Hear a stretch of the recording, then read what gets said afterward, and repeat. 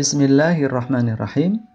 Assalamualaikum warahmatullahi wabarakatuh. Alhamdulillahi wahdah, wassalatu wassalamu ala man la nabiyya ba'dah. Sahabat nasta'in rahimanallah. Adalah Anas bin Malik radhiyallahu anhu, salah satu sahabat Rasulullah sallallahu alaihi wasallam yang masih belia, namun sangat dekat dengan kehidupan Rasulullah. Selama kurang lebih 10 tahun beliau mendapatkan didikan yang mulia langsung dari manusia yang paling mulia, yakni Rasulullah sallallahu alaihi wasallam. Kedekatan beliau dengan Rasulullah menjadikannya sahabat yang bersungguh-sungguh mengikuti sunnah-sunnah beliau, sehingga menjadi salah satu rujukan bagi para sahabat lain dan juga para tabi'in. Sahabat nasta'in, mari kita ikuti kisahnya. Ibunda Anas bin Malik yang bernama Rumaisah, ada juga yang menyebutnya Rumaisah, termasuk orang-orang Madinah pertama yang masuk Islam sebelum Rasulullah sallallahu alaihi wasallam hijrah. Beliau sendiri yang mentalqin atau mensyahadatkan Anas kecil, sehingga cahaya Islam telah merasuk dan terpancar dari hatinya yang masih bersih. Indahnya ajaran Islam terus beliau tanamkan pada anak kesayangannya itu dengan penuh kelembutan. Dunia anak si Anas kecil yang biasanya penuh dengan semangat pencarian sosok idola dan kemudian menirunya, beliau isi dengan kisah tentang kemuliaan akhlak Rasulullah sallallahu alaihi wasallam dan keteguhan beliau dalam berdakwah. Sehingga muncul kekaguman dan kerinduan pada diri Anas kecil untuk bertemu langsung dengan Rasulullah sallallahu alaihi wasallam. Hingga hari yang ditunggu-tunggu itu pun tiba. Saat penduduk Madinah mengeluh-elukan kedatangan Rasulullah sallallahu alaihi wasallam dengan sambutan penuh keceriaan. Mereka berbaris rapi di gerbang kota sambil mengumandangkan nasyid Tola'al Badru alaina. Laki-laki, perempuan, anak-anak dan orang dewasa sangat antusias menunggu manusia paling mulia itu lewat di depan mereka, sehingga mereka bisa melihatnya dengan lebih jelas. Anas kecil dan ibunya berada di antara orang-orang yang sangat bersemangat itu. Hingga akhirnya Rasulullah sallallahu alaihi wasallam menentukan tempat di mana masjid akan dibangun dan tempat di mana beliau akan tinggal. Tempat tinggal sementara Rasulullah sallallahu alaihi wasallam selama masjid dibangun adalah rumah sahabat Ansar yang bernama Abu Ayyub Al-Ansari. Maka berduyun-duyunlah sahabat Ansar berkunjung ke rumah itu dan bersilaturahmi dengan Rasulullah sallallahu alaihi wasallam, tak terkecuali dengan Anas kecil dan ibundanya. Saat datang, sang ibu berkata, "Ya Rasulullah, semua orang Ansor yang datang kepadamu membawa bermacam-macam hadiah sebagai ungkapan tanda syukur kepada Allah Subhanahu wa Ta'ala dan tanda hormat kepadamu. Namun aku tidak memiliki apa-apa untuk dijadikan hadiah selain anak ini. Maka ya Rasulullah, ambillah ia dan jadikanlah ia sebagai pelayanmu." Rasulullah sallallahu alaihi wasallam sangat gembira mendengarnya dan beliau pun menerima Anas dengan wajah yang sumringah. Beliau mengusap kepala dan membelai rambut Anas dengan tangan beliau yang mulia. Akhirnya Rasulullah sallallahu alaihi wasallam menerima Anas kecil yang masih berusia 10 tahun itu menjadi anggota keluarganya. Sahabat nasta'in rahimanallah. Anas mendampingi Rasulullah sallallahu alaihi wasallam selama 10 tahun, di mana ia mendapatkan petunjuk langsung dari beliau bagaimana cara untuk mensucikan diri melalui hadis-hadis yang ia terima dan resapi sehingga memenuhi ruang dadanya. Anas juga mengetahui kondisi, cerita, rahasia dan kebiasaan terpuji beliau yang jarang diketahui oleh orang lain. Anas mendapatkan pelajaran, perhatian dan kasih sayang dari Rasulullah sallallahu alaihi wasallam jauh melebihi apa yang didapatkan seorang anak dari ayahnya. Hal ini yang membuat seluruh dunia merasa iri padanya. Anas menuturkan bahwa Rasulullah Shallallahu Alaihi Wasallam adalah manusia paling baik akhlaknya. Beliau adalah manusia yang paling lapang dada dan paling penyayang.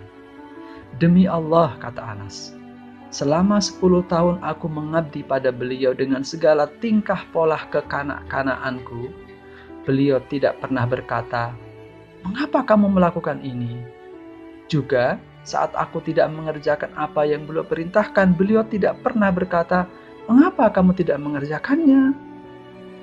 Rasulullah Shallallahu Alaihi Wasallam, lanjut Anas, pernah menyuruhku untuk membeli sesuatu dan aku pun keluar untuk membelinya. Di tengah jalan, aku berniat untuk bermain bersama anak-anak di pasar dan aku tidak melakukan apa yang diperintahkan oleh Rasulullah kepadaku.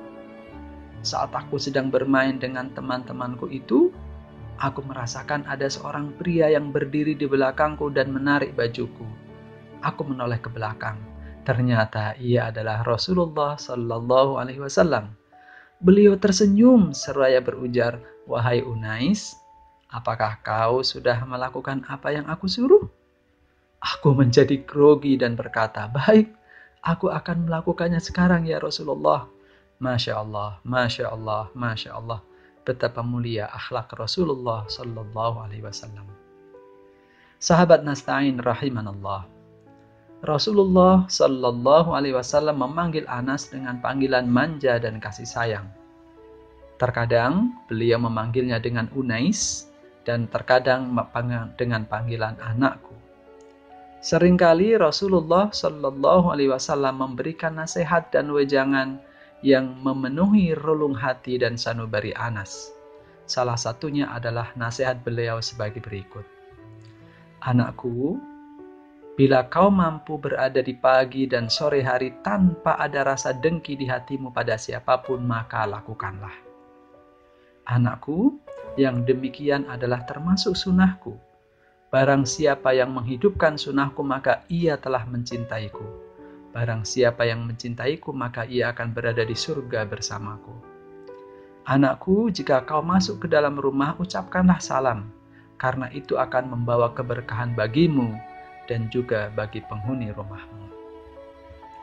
Anas hidup 80 tahun setelah Rasulullah Shallallahu Alaihi Wasallam wafat dan sangat-sangat bersungguh-sungguh dalam mengikuti sabda dan amalia beliau. Sehingga sahabat Anas radhiyallahu anhu menjadi salah satu rujukan bagi sahabat dan tabi'in. Sahabat Anas menuturkan bahwa beliau sangat ingat dengan 2 hari di mana beliau pertama kali bertemu dan terakhir berpisah dengan Rasulullah Sallallahu Alaihi Wasallam. Wajah Rasulullah sangat cerah, putih, bersih dengan senyum yang sangat menawan.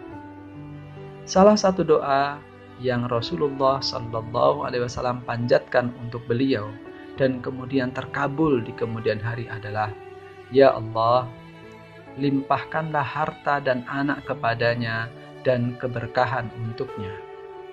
Sehingga sahabat Anas radhiyallahu anhu termasuk kaum Ansar yang banyak hartanya, banyak keturunannya, sampai-sampai beliau dapat melihat anak-anak dan keturunannya hingga melebihi angka 100.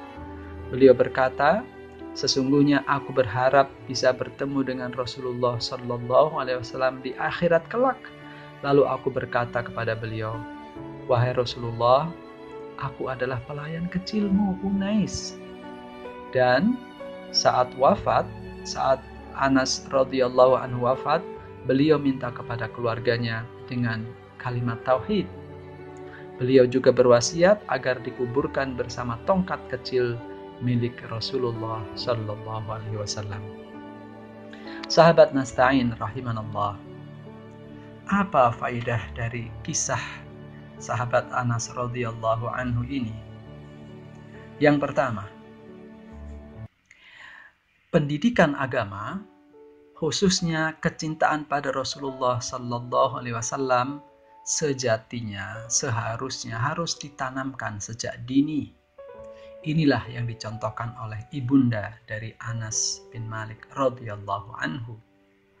Bagaimana bahkan sebelum Rasulullah Sallallahu Alaihi Wasallam hijrah dan bertemu langsung, beliau sudah menanamkan ilmu-ilmu agama dan kecintaan kepada Rasulullah Sallallahu Alaihi Wasallam sebagai sosok idola yang biasanya menjadi panutan bagi anak-anak.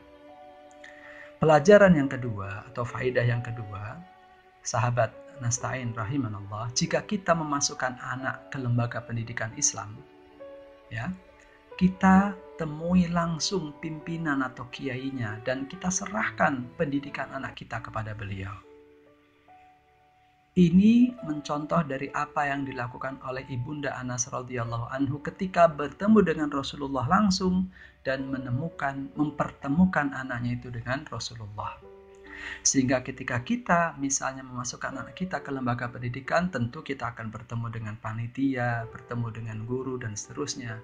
Tapi mari kita coba usahakan untuk mencoba mencari waktu, mencari kesempatan untuk bertemu langsung dengan pucuk pimpinan, dengan sang kiai, dengan sang pimpinan dari lembaga pendidikan Islam itu, sehingga kita bisa menyerahkan pendidikan anak kita kepada beliau.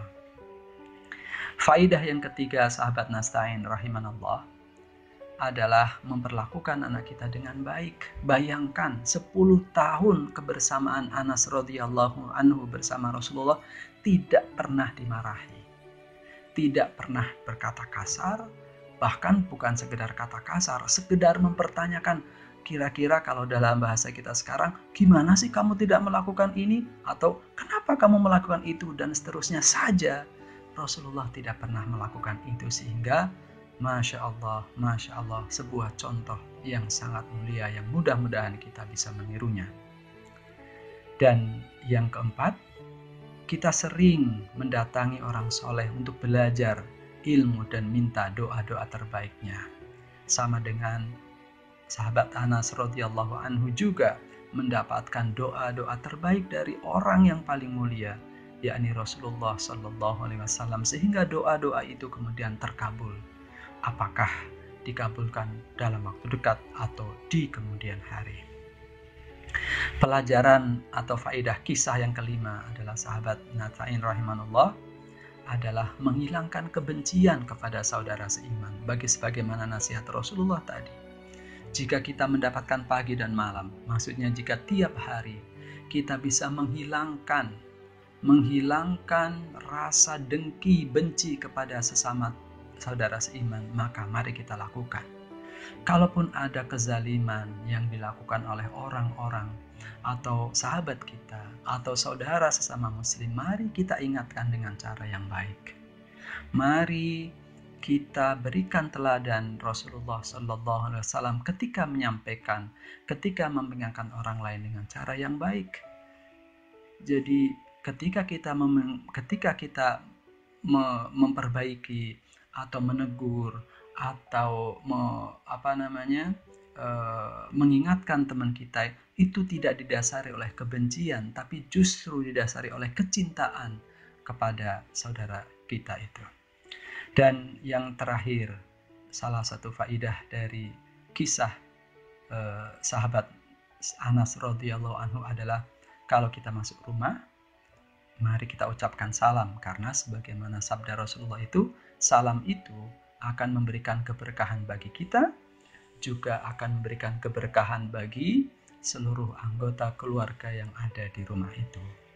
Maka sahabat nasta'in rahimanallah, kisah singkat dari Anas bin Malik radhiyallahu anhu ini mudah-mudahan memberikan kita pelajaran berharga bagaimana mendidik anak sehingga menjadi anak yang insya Allah saleh, menjadi anak yang salehah dan bermanfaat bagi agama dan juga orang tua serta umat. Demikian, mudah-mudahan bermanfaat. Astaghfirukum wa astaghfirullah li wa lakum. Assalamualaikum warahmatullahi wabarakatuh.